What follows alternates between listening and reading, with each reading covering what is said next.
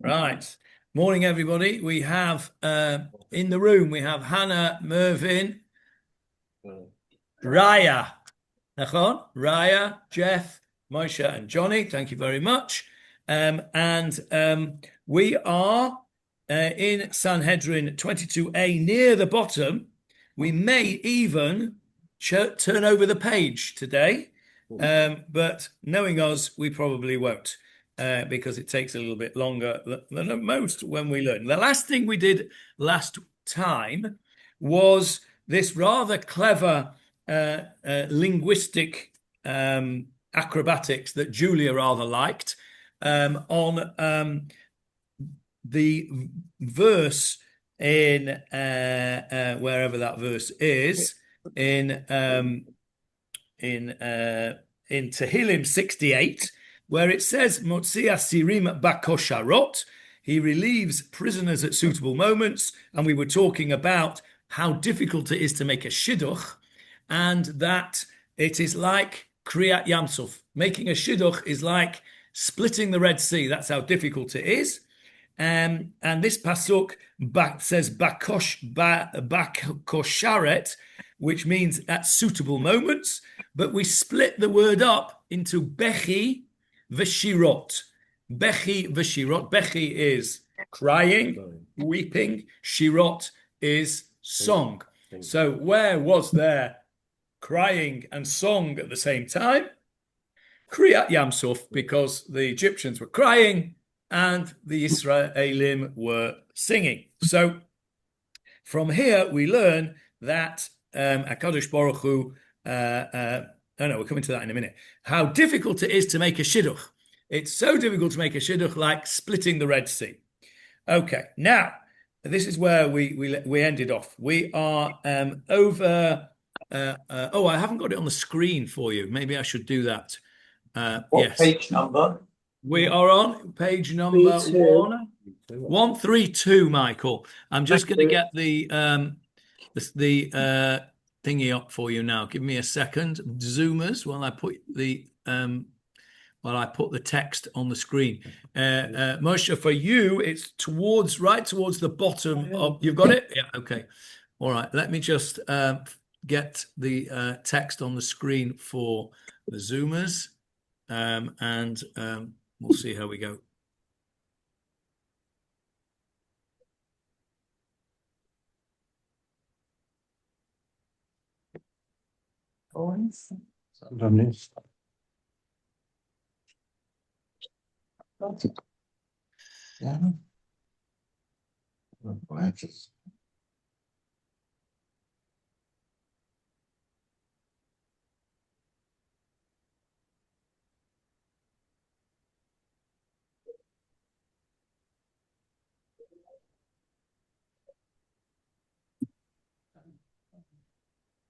That's fine. Sanhedrin, 1 second. Sanhedrin. There we are. 1 sec.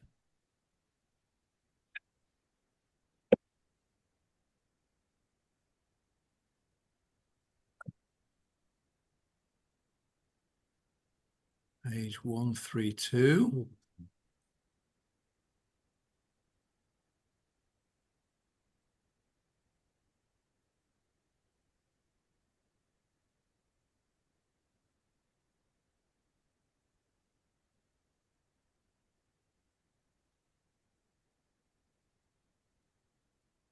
Right, 132. Right, now I can get it on for you. 1 second.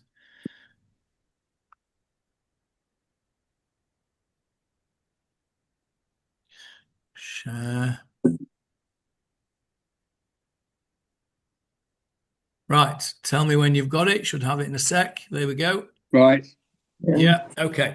So, right over here at the top of the page there, ini. Can you see that word ini? Yeah. Okay. So the Gemarah says, we've just said that it's as difficult as splitting the Red Sea in order to make a shidduch. And the Gemarah says, wait a minute, ini, is that really the case? Amar Rav Yehuda Amar Rav. Hasn't Rav Yehuda Amar Rav Rav Yehuda, in the name of Rav, said, Arba'im Yom Kodem Yitzirat Havlad. 40 days before the formation of an embryo. 40 days before the formation. We'll come back to what that means, Yitzirat Havlad, in a second. But for the moment, let's just translate the words. 40 days before the formation of an embryo, Bat Kol Yotzet, a heavenly voice goes out from Shamayim, V'omeret, and says, Bat Ploni LePloni, the daughter of this one is destined to marry this one. In other words, a person's mate, a person's partner is preordained, according to this opinion. Okay, so let's just stop for a moment and see, what does this mean? 40 days before the formation of an embryo. What does that mean? Well, what you have to know to understand that, because how can you, before an embryo is even formed, doesn't make any sense. So what you have to know is that halachically, until 40 days after conception, the embryo is known as Maya Ba'alma, which means mere water. So, in other words, it has very little halachic, I won't say none, but it has very little halachic standing importance. If we go backwards from birth, okay, once a person is born, no, further than that. Once a person has reached 30 days old, once a child is reached 30 days old, he has what is known halachically as chezkat chayim, a grip on life. Now, what that means is that a person who's born is not considered to be a viable person halachically until 30 days. There are several implications of that. Let's just go through those because it's important that we understand these. Who can think of an implication of that issue? Pigeon event. Child dies, you bury it with a woman who's had children. Okay, so I'm not sure about that particular minhag, but Hannah has said that at least this is the... It's not buried on the time, whatever. Yeah, but a child, lo aleinu, who dies before the age of 30 days does not have the same type of levaya, funeral, that a person who is over 30 days has. A Yisrael child would have a pigeon event. Coming to that in a minute, Jackie, you're quite right. We're just on the funeral bit at the moment. So a child under 30 days does not have a funeral. There's no funeral service, as it were. There is a burial, but there's no service. There's no Kaddish, no Shiva, nothing. Brit, you do a Brit for them. You do a Brit. If they haven't had a Brit, you do a Brit at the graveside before they're buried, but in a slightly different way. So up to 30 days, there is a difference. Jackie is quite right. Why do we do a Pidyon Ben at 30 days? Bidyuk, because of this idea. Because what is a Pidyon Ben? Pidyon Ben is the redemption of the firstborn to the Kohen, right? The Kohen took the firstborn's place in the Bet Mikdash. And so there is this idea that the firstborn belongs to the Kohen. And you have to, as it were, the father has to, as it were, buy back the child. Well, if that child doesn't have yet any proper halachic status, then there is no transaction. So you have to wait until the 30th day to do the Pidyon Ben. That is exactly, I don't know if you've ever thought, why do we do a Pidyon Ben at 30 days? Why don't we do it at 29 or 7 or at the time of the bris or whatever, right? It's done at 30 days because of this idea that after 30 days, a child has chezkat chaim, has a grip on life. So, one sec. Let's just go through let's get to birth now. No, One sec. Okay, come back. 1 second. So, the first 30 days of life is category, no, after 30 days is category A, right? Before 30 days, but after birth is category A minus, let's call it, right? Not fully category A person. Yes, Hannah. No, but also when the Levium took the place of the firstborns, there were extra firstborns. And in the parasha, they were bought back from the Levies. Where's your son? Sorry, I don't understand what you're saying. Say that again. Not the Kohanim, the Levies. When the Levium When the Levium took the place of the I don't think firstborns. it's the same, but there were more firstborns than there were Levium. There were more firstborns than Levium. For one. Right. Some leftovers. Okay, so you've got leftover firstborns. Leftover ones were bought for money. By whom? Can't remember. It's in the parasha. It was in the parasha a couple of weeks ago. Okay. Where the switch was made and the leftover ones were bought for money. Okay. I'm not quite sure what you're referring to. I'll have to look it up. I'll have to get the PowerShell because I'm not familiar with that. Okay, let's carry on where we're up to now. So A minus, we'll have a look at we'll get the PowerShell at the end and have a look. A minus is birth to 30 days. Before birth, but after 40 days of conception, it's category B, right? So the person, the fetus at that stage, the fetus has a certain chashivut, importance, but it's not an A minus or an A.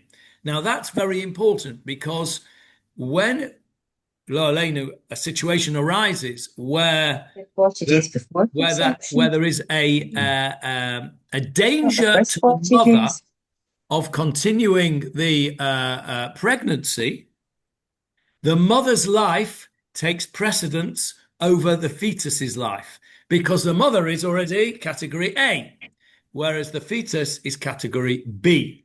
That is not the case, by the way, lahavdil, in the Catholic religion. The Catholic religion is that the fetus takes precedence over the mother's life. And therefore, if there is a situation where having a termination of the pregnancy will save the mother's life, in Judaism, you do that termination. In the Catholic religion, you do not. And, if the mother dies, then that's so be it. They have to, that's their halacha. With if the mother dies, then the baby dies. Well, I don't know. Depends if the I don't know, baby's fine. to be honest. But it is one of the Yaharag Al Yavos of the Catholic Church. Yeah, I know that. I had a Catholic partner in my. She was my boss originally in my practice. A most wonderful, wonderful lady who taught me all sorts of things, not just about medicine, about life as well. A really special lady. But she was a very, very devout Catholic, and she would never give out contraception. She would never sign a termination form. And we never disagreed over it. We agreed to, that we had different views. But she was stark on this. And so it really is a Yaharag V'al Yavo for them. So we've got category A after 30 days of birth, category A minus birth to 30 days, category B 40 days from conception to birth, and then category C, which is conception to 40 days. It's known as Maya Ba'alma, mere water, which means that one can be much more makel, much more lenient in halacha if you're in a category C. If you have a situation where then somebody requests or needs whatever it is to have a termination for whatever reason, it's much easier to paskin that you can up to 40 days. So that is the sort of scale. Now let's go back to the Gemarah. So effectively, what the halacha says, effectively, that fetus is not formed until 40 days. That's halachically, category C is almost nothing, right? So when it says 40 days before Yitzirat Havlad, right? What's the translation there on your screen there, 40 Johnny? days before the formation of the fetus. Before the formation of the fetus. Now, that is very cleverly worded.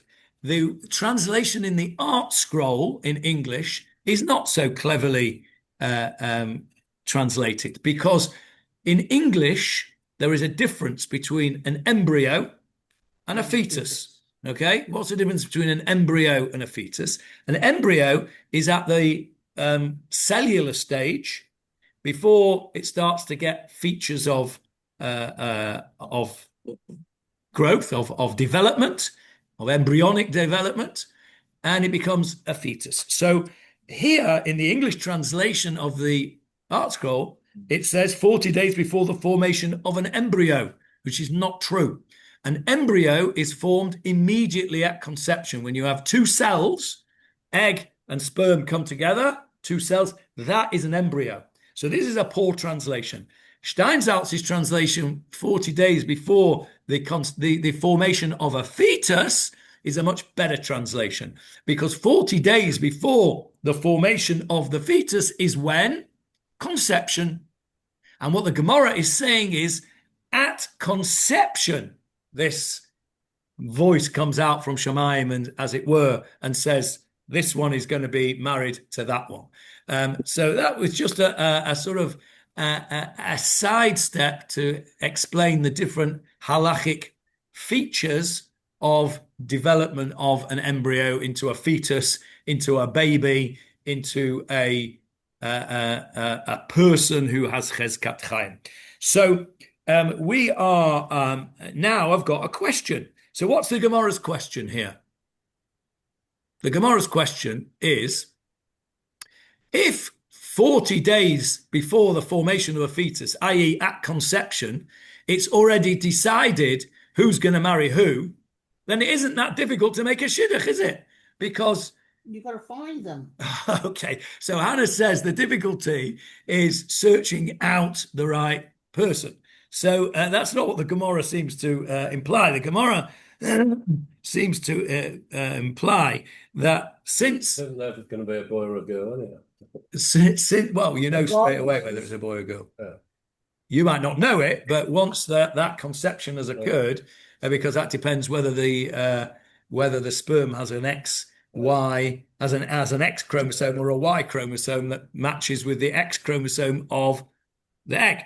So I suppose that if somebody is trying to make a shidduch, but it's not with the preordained person, then that would be why it's difficult to make it. Okay, now that's a good point. So that isn't the Gemarah's answer, so as it so happens. But I tell you what Julia said. Julia said, if it's preordained that Yankel is going to marry Ruchala, okay,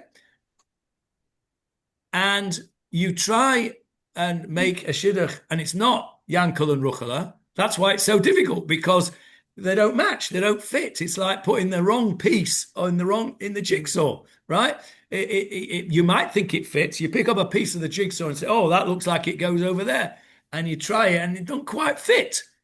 And you've then got to go back to your, 5 million piece jigsaw and find the right piece for the right bit of the jigsaw. Johnny, So that's a very good answer, Julia. It's not what the Gemarah says, but it's a very good answer. Yes, Jackie. doesn't that justify my Kabbalistic thought on David and Bathsheba? So they were preordained. Yeah, it very much does. And I was wondering when you might raise that. Let me just, for everybody's sake, tell you what Jackie wrote to me by his granddaughter, who did the techie stuff for him, like sending an email. Jackie said, we were talking about David and Bathsheba, and Jackie said, well, it was preordained. David and Bathsheba were meant to be together. And the proof of that is that Shlomo HaMelech, who, was one of our so-called great kings, came from this union, and therefore it had to be that this was preordained, and therefore all the stuff that went on in order to bring David and Bathsheba together with all the bathing on the roof stuff that we went through in great detail. All of that was preordained because David and Bathsheba had to be together. It was preordained. And this brisa is a support for you, Jackie. It is a support. The sad thing is that not everybody agrees with that brisa. However, we will now forevermore refer to this as Jackie's brisa. Thank you. Okay? Jackie's brisa. So, No, but there's also a specific midrash about David and Bathsheba, that she was meant to be his.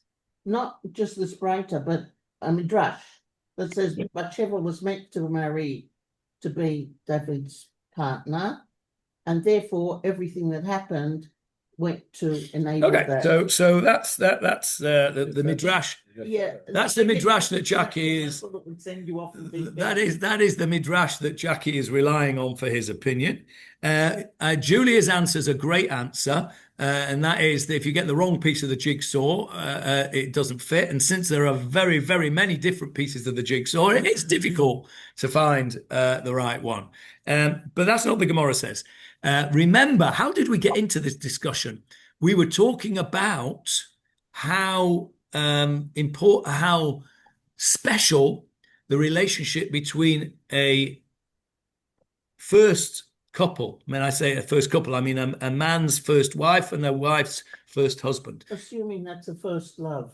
Yeah, well, yeah, okay, let's not go there. No, They're talking about they're talking out a situation where it is. Yeah. God forbid a divorce, is that ordained? No, this is how we got into this Gemarah, Johnny. You know, we were taught the Gemarah was telling us how harshly the Torah describes divorce.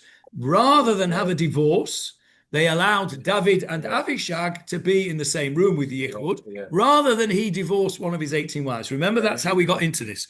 So then we went off on a tangent to say, you know how important, how special that relationship is between a man and his first wife, a woman and his first husband.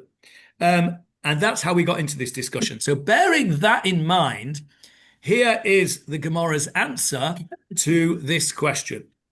The Gemarah says, and we are just now almost right at the bottom of the page, Lo kasha, this is not a contradiction.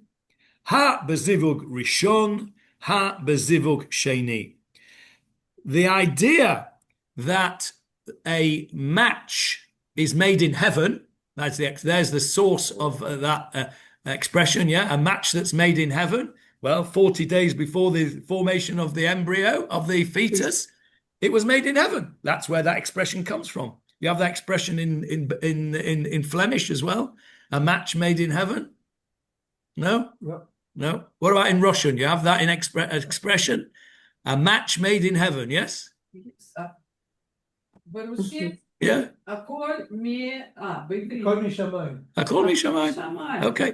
So, a match made in heaven, says the Gemarah, that's talking about a first marriage. The difficulty that it's so difficult to make a shidduch that it's like splitting of the Red Sea, that's talking about a second marriage, right? It's much, much harder to get a second marriage because it's not preordained in heaven. Now, somebody mentioned divorce. Johnny mentioned divorce. Now, we spoke in the previous few weeks about how negatively the Torah feels about divorce. I remind you once again that we're only talking about, inverted commas, whatever this means, unnecessary or frivolous divorce. We're not talking about a situation where a divorce is the only option. Otherwise, if we were, then the Torah would not allow divorce at all. Again, lahavdil, like the Catholics. The Catholic, you cannot get divorced. There is no such thing as divorce in Catholic. It is until death us do part, right? Until, not do us part, not Alf Garnett. I know what you were thinking, Johnny. But the Catholics believe that it is until death us do part, until death comes along. So in other words, marriage, according to the Catholics, is insoluble. It cannot be dissolved. Can be annulled. It can be annulled. It can be annulled, which is really only It's not Henry VIII. yeah, it's a loophole. It's a loophole. Henry VIII changed the whole thing altogether. So annulled. No, even in Catholic countries, you can get an annulment of the wedding, and it's based, by the way, that annulment of the wedding is based on a halachic concept. Mekach taut, yes, it's based on a halachic concept. Henry VIII was a different story altogether. He reformed the church in order that he could get divorced. Yeah. Right?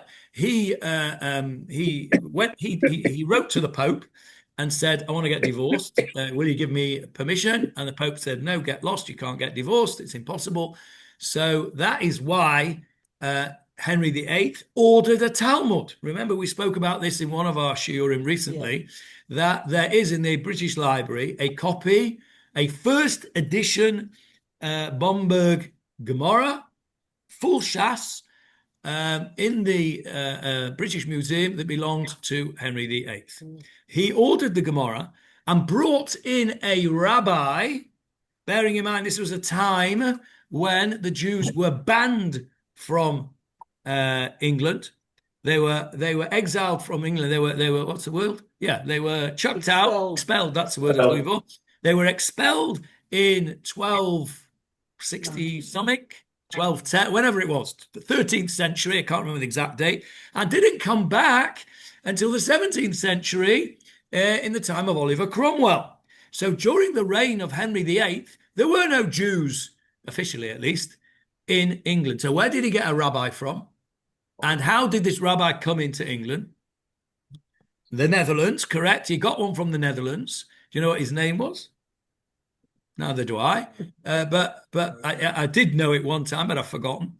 And where did he come to in England? He didn't, right? He wasn't allowed on the shores of England. He was on a boat, right? And they had this whole thing with this rabbi. And Henry VIII said, "Find me a reason why I can get a divorce. Give me a heter for a divorce from the Talmud." He found a heter in the Talmud, wrote back to the Pope. The Pope said, "I'm still not giving you a divorce.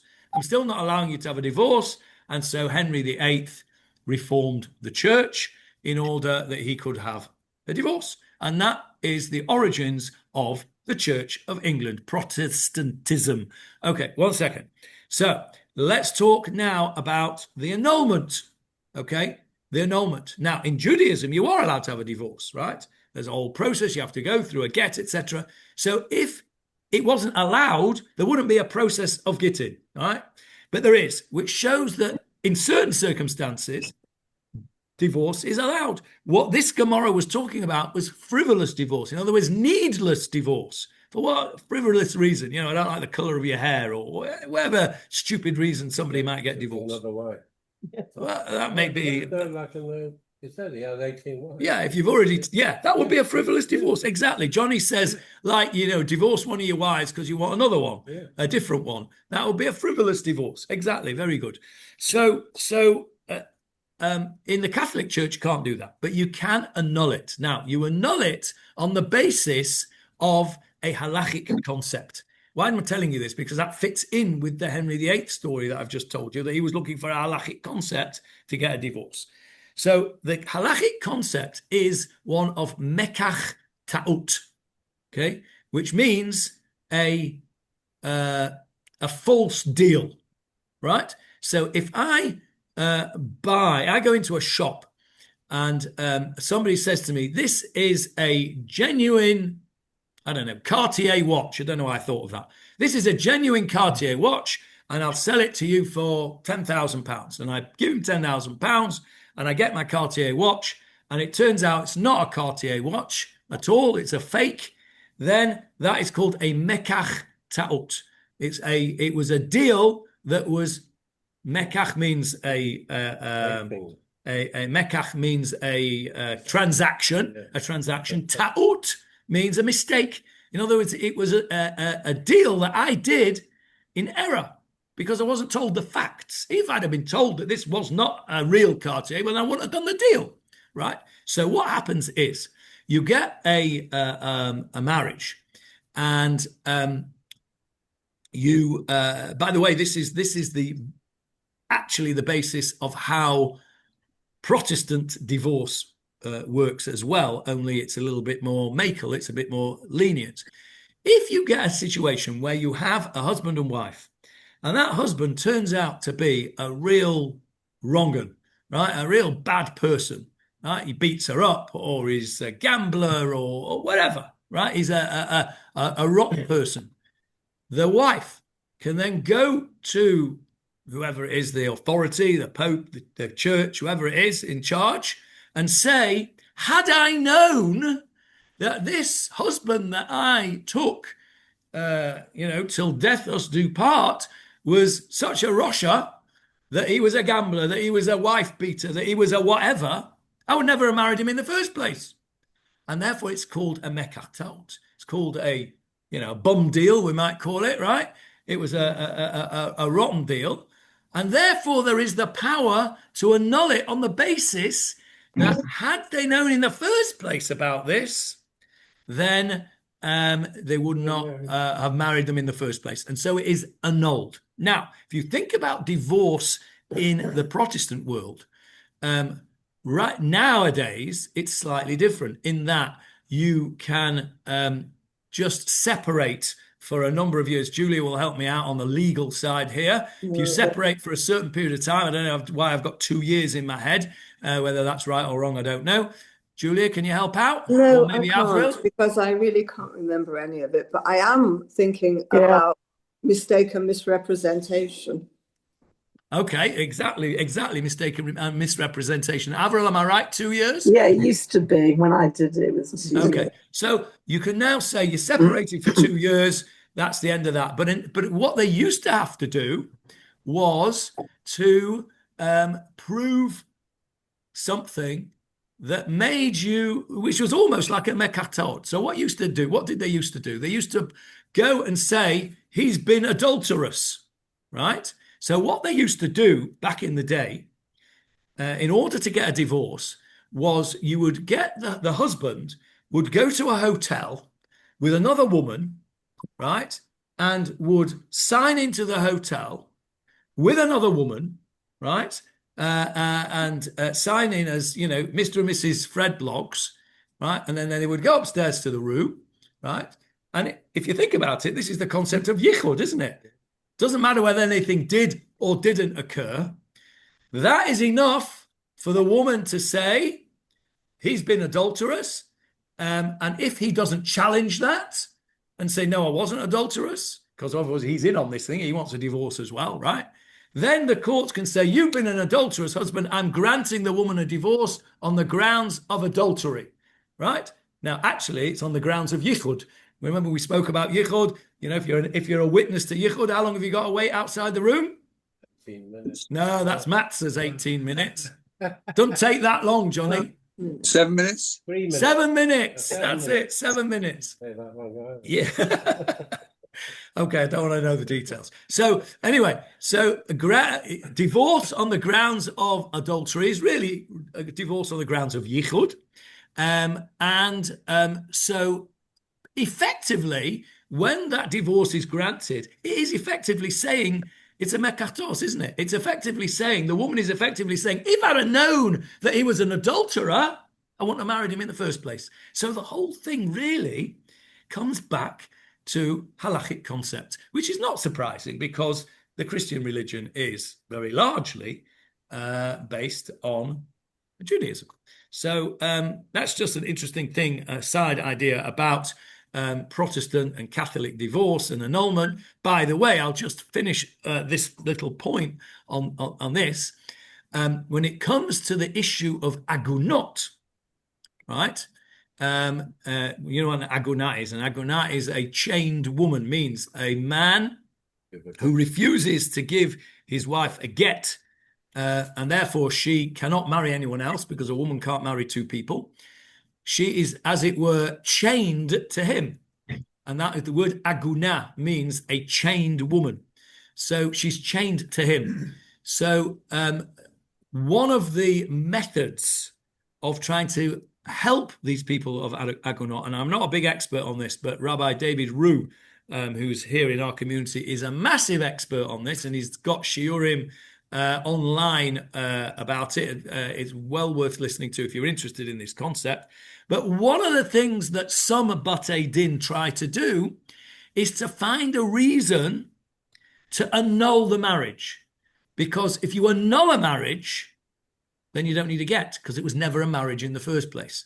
So, for example, what they will try and do is find a fault with one of the Eidim, right? The Eidim have to be kosher Eidim. The witnesses to a marriage have to be kosher witnesses, right? You can't be, you have to be Shomer Shabbat, you have to be Shomer Torah Mitzvahs, you can't be a thief, you can't be a gambler, and all those things. Now, You need Aiden for the adultery as well. you do need Eidim for the adultery, for adultery, but yeah. That's only to get the death penalty.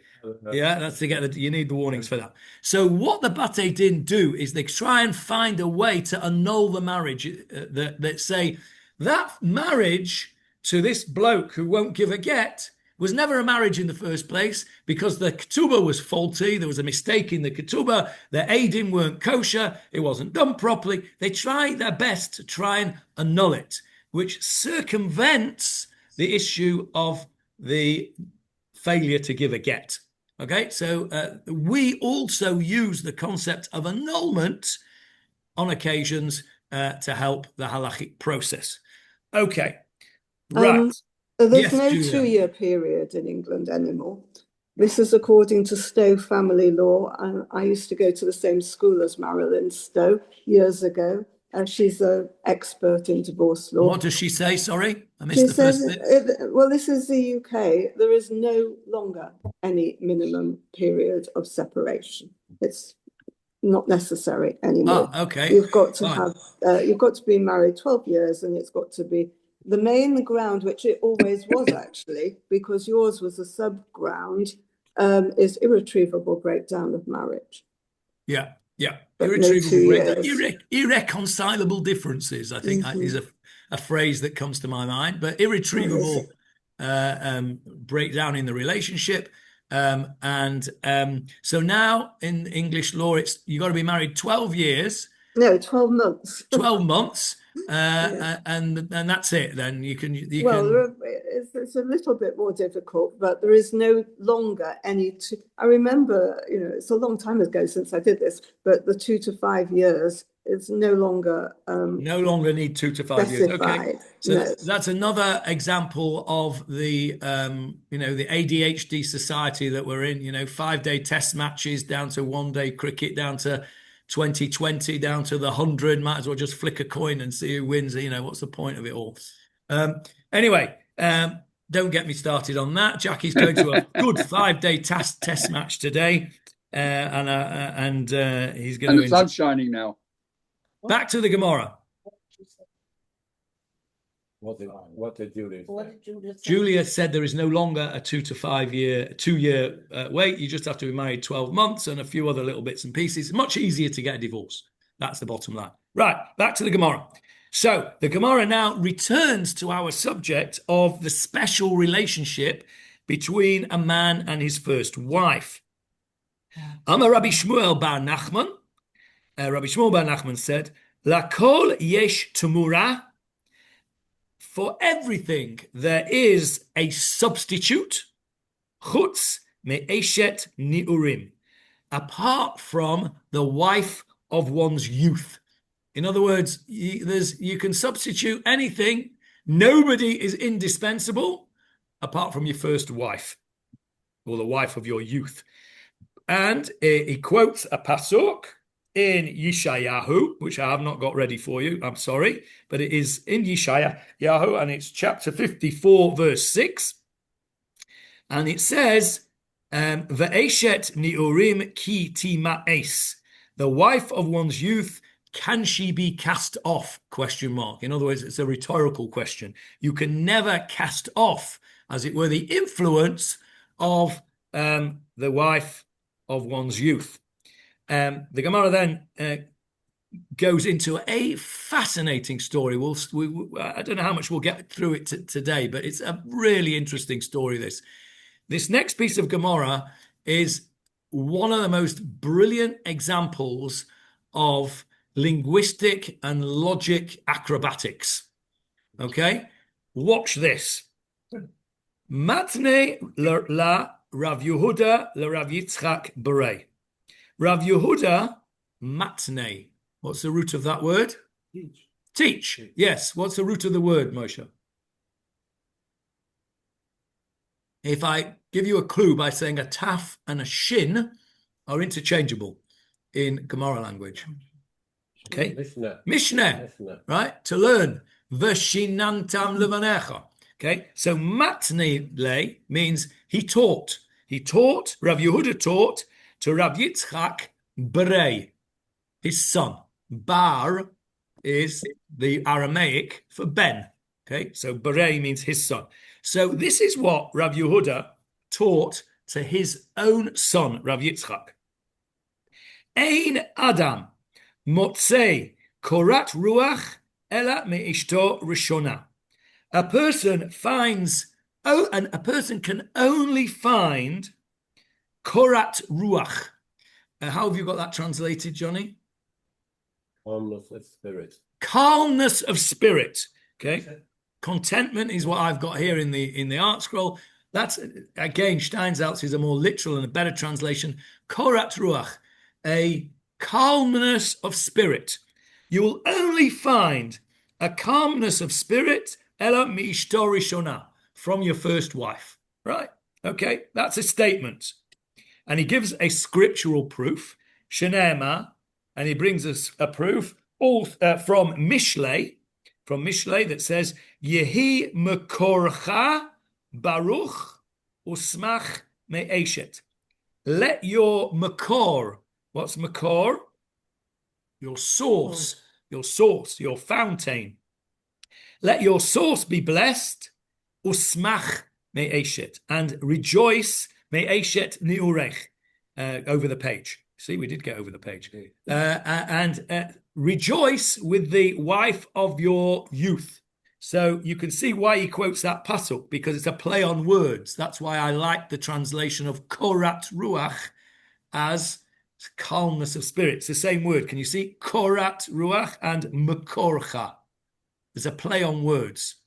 So he says, he brings this scriptural proof to show that you can only be content with the wife of your youth. Now, not finished yet. Amalo, Rav Yitzchak said to him, i.e. to his father, Kagon man, like who? Give me an example. Give me an example of a situation where your first wife is so wonderful that she gives you calmness of spirit or contentment. Who do you think that he suggested? What would you say if one of your kids asked that? Your mother. Your mother. Amalo, Rav Yehuda said to him, Kagon imcha. For example, your mother. In other words, your mother, i.e. my wife, is an example of this wonderful woman with whom she's the only person that I can get korat ruach, that I can get calmness of spirit. Lovely, very, very nice. Only the Gemarah doesn't like it. The Gemarah doesn't like it. Next word, ini. We've got that word again, ini. Really? Is that so? I don't think so, says the Gemarah. Vaha makri le Rav Yehuda le Rav Yitzchak Berei. But we also know, says the Gemarah, that this same Rav Yehuda read the following pasuk to this same son, Rav Yitzchak. And this pasuk says pretty much the absolute opposite of what he's just said. And he quotes a pasuk from Kohelet. By the way, the previous pasuk was quoted from Mishlei. This one is quoted from Kohelet. What's the connection? King Solomon. Both written by King Solomon, correct? Mishlei written Youth or in the middle of his life. What did he write in his youth, Moshe? Shir Hashirim. Ah, Shir Hashirim in his youth, Yeah. full of passion and eroticism and all those things that go with it when you're young. In his middle age, he got a bit wise and he wrote Mishlei, Proverbs. And in his old age, he got cynical and he wrote Kohelet. Right? Yeah. Now, the first thing that when he said his wife was like the best thing since sliced bread, right? That was, maybe he only had one wife there. He quote Rav Yehuda quoted Mishlei, which was written by Shlomo Melech, in the middle of his life. Now he's quoting the cynical Shlomo Melech from Kohelet, and he says like this: Umotza, very famous pasuk this. Umotze ani mar mi mavet et haisha asher hi.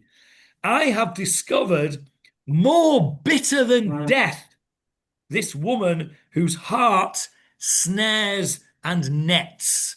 In other words, this woman is worse than death, bit more bitter than death. Mar mi mavet, right?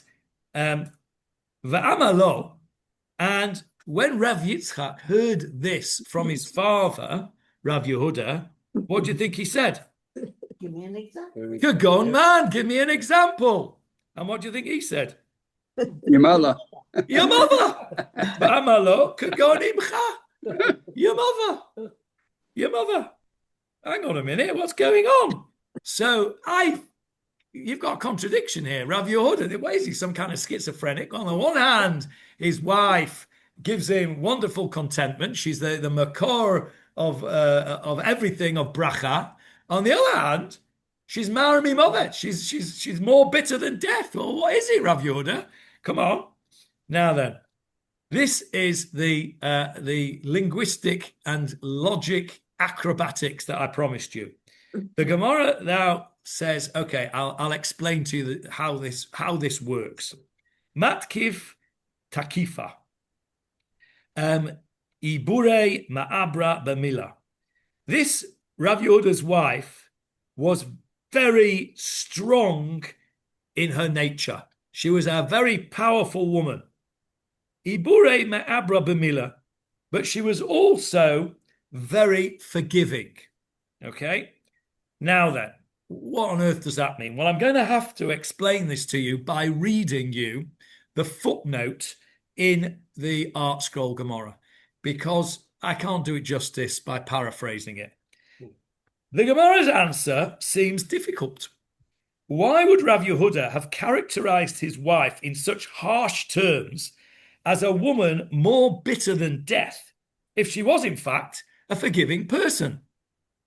To answer this problem, Ben Yehoyada suggests that when Rav Yehuda called his wife bitter, he was speaking only of her inborn disposition. She was by nature an easily angered person with a biting temper. At the same time, however, he found love and serenity living with his wife, for she had succeeded in completely vanquishing these characteristics from her personality. Now, I'm going to stop there. I've not finished yet, but I'm going to stop there because that ties in beautifully for those of you who were here at the previous shiur this morning with Michael Solomon, talking about personality traits of the Tanakh characters. And we had the question that a perennial question really, which comes up about nature versus nurture. How much of our personality is innate and how much of it can be manipulated by our surroundings? This Gemarah is telling us that Mrs. Rav Yehuda was by nature a hot-headed, temperamental, not very pleasant person. But well, no, it doesn't necessarily mean that at all. It could, I mean, I can't see a contradiction, I have to say. It could be just a woman with with a personality who is not a doormat. I.e., she may be entitled to disagree from time to time with Rav Yehuda, because when it shouldn't stop her being the font of his calmness either. I don't think she has to be difficult to have a personality. Okay, he describes her as more bitter than death, ensnaring and capturing in a net. Okay, but they just had an argument. They had an argument that day. Okay, anyway. Johnny sounds like she's cleverer than he is. Probably is. Anyway, let me finish off reading you this footnote. All through sheer force of will, she had refined her natural disposition. And as a result, Rav Yehuda treasured his relationship with her dearly. Thus, Rav Yehuda pointed to his wife and as an example of the beloved wife of one's youth, for indeed this was an apt characterization of his feelings toward her. According to Ben Yehoyada, the words Iburei Ma'abra B'Mila, she was very forgiving. These words should be rendered somewhat more literally. They would mean she was able to conquer her natural character. So I think that is a piece, and Michael Kraus doesn't like it one little bit. Because Jeff doesn't like, I'm going to say, let's just get, Jeff doesn't like it, Hannah doesn't like it, Could it Julia just doesn't been- like it. Could it have been that his complaint was just the wrong time of the month that she was big for an act? what was that? Michael, you very brave man. Michael says it must have been at the wrong time of the month when he said that. Okay. Then if she had conquered her inclinations, her evil inclination, how would he know? How can he possibly make the statement? Because she hasn't experienced it, because she's already suppressed her. Okay, so Jeff says, how does she know? How you know that she's suppressed this temperament of How hers? does he come out with a statement it's worse than death if in fact he hasn't experienced it? Yeah, so we're all pretty much agreed. Does anybody actually like that explanation of the Gemarah? No, I don't think so. Me neither. That's why I said at the beginning, this is an example of semantic logic acrobatics, which I don't really like very much. We'll stop there because this is a natural breaking point. The next piece of Gemarah is going to speak about the other side of the coin. It's going to speak about, having spoken about the attachment that a man feels to his first wife, is going to talk about the attachment that a woman feels towards her first husband. And we will start there next week, Be'ezrat Hashem. Any questions or comments, first of all, in the room? My comment to the acrobatics is everybody has good and bad days in a relationship. Exactly. Yeah, fair Exactly. comment. Any comments on Zoom? Julia's nodding, so she agrees with you. I Hannah. agree entirely. Yeah, yeah. Nobody's, but it also Yeah. applies to the And man you know as what? well as the woman. Yeah, absolutely. It works both ways. Absolutely. Whoever said he might have had a row that day, when he was speaking to his son the first time and he said, everything's beautiful in the garden, they'd had a good day. And when he said it the second time, they just had a row over something. He'd forgotten to take the trash out or something. I don't know, whatever it was. That's human nature. And for me, that would have been a much better answer for the Gemarah to give rather than these But acrobatics. it's a better marriage as well, surely. Yeah, quite so. But people change, and especially if you're young, people change and grow, and we're not supposed to be the same. We're supposed to be improve and get control of all our bad traits. That's the whole process of life, isn't it? Yeah, that's a really interesting point, Avril. Avril says that we're meant to be growing, and when we're young, we're full of, students who go on the rampage and protest and everything. They eventually become middle-aged, boring adults, don't they? Most of them, anyway. Interesting you should say that, Avril, because again, in the shiur before this one, an hour or so ago, we had this discussion. Michael Solomon told us that he had done a piece of research personally in the 80s where they had, it's not quite what Avril is saying, but it ties in a little bit. They had done a piece of research which people entering into an old people's facility prior to the onset of dementia. They did a personality testing on them. And then as the dementia developed, they continued to redo the personality test. And the findings were that basically personality didn't change. They became more concretized, his word, as the dementia process developed, which is not quite what Avril's saying. What Avril is saying is that, the enthusiasm of youth can be tempered. And maybe this was at the beginning, maybe that was at the end, or maybe simply, as many of us have said, one was a good day and one was a bad day.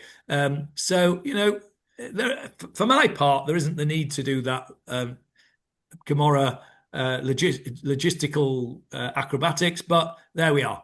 Okay, see you all next week. Bezrat Hashem. Thanks, Johnny. Thank you, Johnny. Thank you.